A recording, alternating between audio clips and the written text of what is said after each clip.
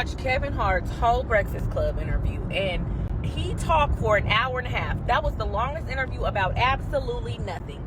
There was zero accountability. There was 100% deflection. Oh, that was a roast.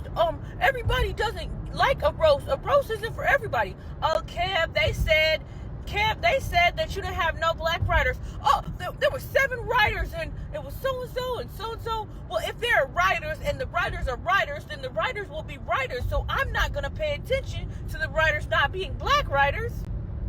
Oh, George Floyd's family was just really upset. You were at his funeral service. I didn't tell the joke.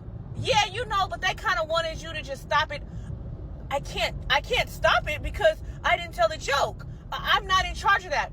5 minutes later, because I'm the top nigga, because I'm the top person in charge, because all of this is because of me. Oh, but I didn't tell the joke. It wasn't my joke to tell. Okay, nigga, we get it. We get it. Cat Williams was right about you, and we get it. We get it. What was funny at Breakfast Club with Kevin on there? What was funny about that? Like, Charlamagne over there, key, and all that stuff. What was funny? Kevin ain't even funny. He wasn't saying nothing funny. Charlamagne over there losing weight, slapping knees. It wasn't funny. Like, he didn't take no accountability, whatever the case is, and y'all just thought that was funny. But y'all had smoke for not a Dr. Cheyenne. I wish I would have came at Kevin like that. Like, nah. Like, somebody should have been like, nah. I thought Lauren at least would have been like, yo, that wasn't what it was. But everybody's so pressed about Kevin Hart because of the opportunities and the doors and gatekeeping and whatever, he's in these white spaces and whatever the case is, and he can make or break people or put people on or whatever. They were afraid to even say anything, to be like, no, like, yo, that wasn't cool. The most Charlamagne said was, yeah, I was laughing up until that point. Or I don't like it when it comes to talking about, like, deceased family members, right? Like, that's all you said, but yet, when he wasn't taking any accountability, Kevin, y'all thought that was funny. Everybody just keying and laughing. Like, was it funny? Because it wasn't funny. Kevin Hart said, if you don't like it, you don't like it. And if you don't like it, don't support it. I'm a mega millionaire off telling jokes, and I'm not going to tell nobody else how to tell their jokes. He said, y'all got to grow up. And if you found it offensive, then you don't know comedy. It's not his job to police the people that he hired to entertain us. And if we weren't entertained, then that's our problem, because he's successful and he knows how to win, and he's been doing this for a long time. Excuse me. So who are we to tell him that the people that he hired can't tell those kinds of jokes? That's what he said. He said, yes, I went to George Floyd's funeral, but I'm never going to listen to an interview that you interview a person, even though you're interviewing me. I'll never watch your interview of you interviewing his brother. No, I'm not going to do it.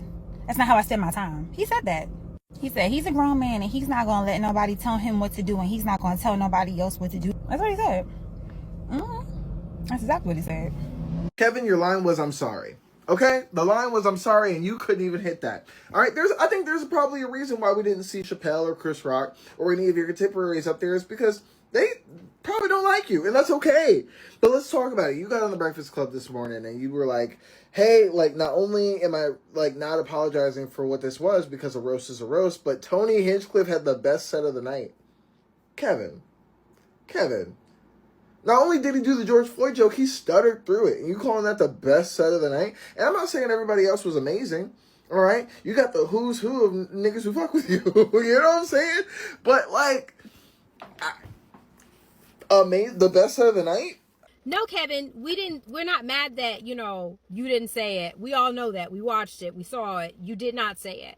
We know. We did not want you to get up and beat Tony up. Like, the fuck?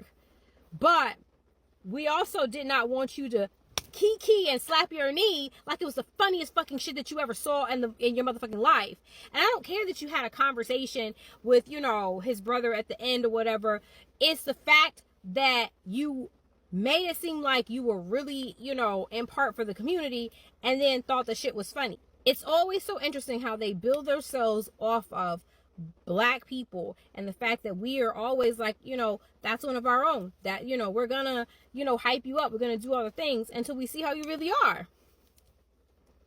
But Kat tried to tell people a long time ago about Kevin, especially, like I've always said, he ain't been funny since Tori was writing for him.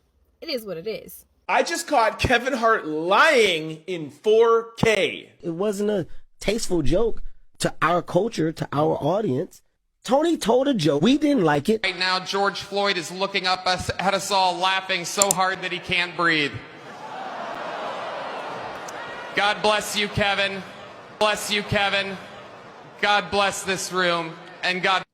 It wasn't a tasteful joke. We didn't like it, but I just showed you a clip of the Netflix special where Kevin Hart is literally laughing, pointing at Tony Hinchcliffe like, yeah, you're the man. That was a funny George Floyd joke.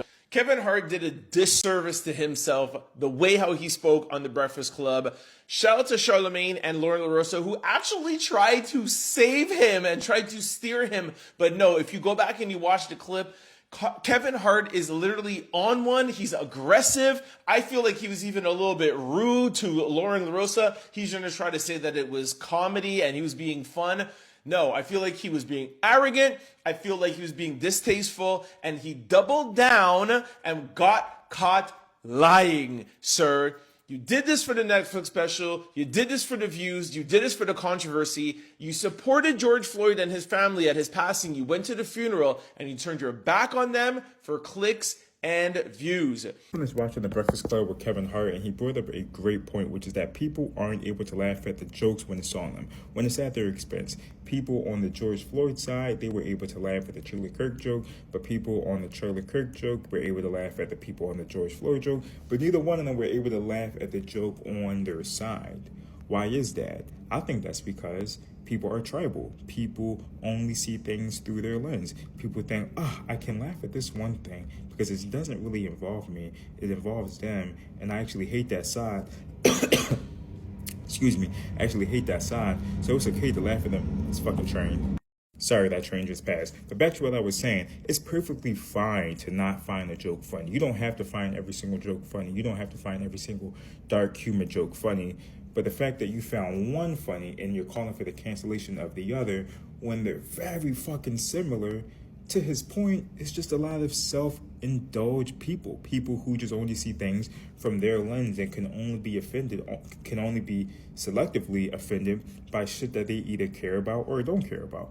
You know, Kevin Hart, if I still was in the classroom, I would use your interview to illustrate what racial illiteracy is when you lack the ability to read and write situations pertaining to race. Because you know there's a distinction between racial jokes and being racist. You know, it's the difference between defending the continuity of comedy and prioritizing humanity. You a comedian. I'm a critic. I'm going to stay in my lane. That's my ministry. And I know you were smoking dope and dog food when you literally said, yeah, but it said was good, though. Y'all worry about that joke? It said was good. What? Kevin Hart's Breakfast Club interview basically said, it wasn't me. What do y'all want me to do? I didn't tell the joke. I didn't write the joke. It was live. It wasn't me. What do you want me to do? It's a roast. It's a roast. They talked about my dead mama, running the train on my dead mama. It wasn't me. It wasn't me. Oh, y'all so sensitive. It wasn't me. He pretty much said, I'm still getting my money. Fuck y'all.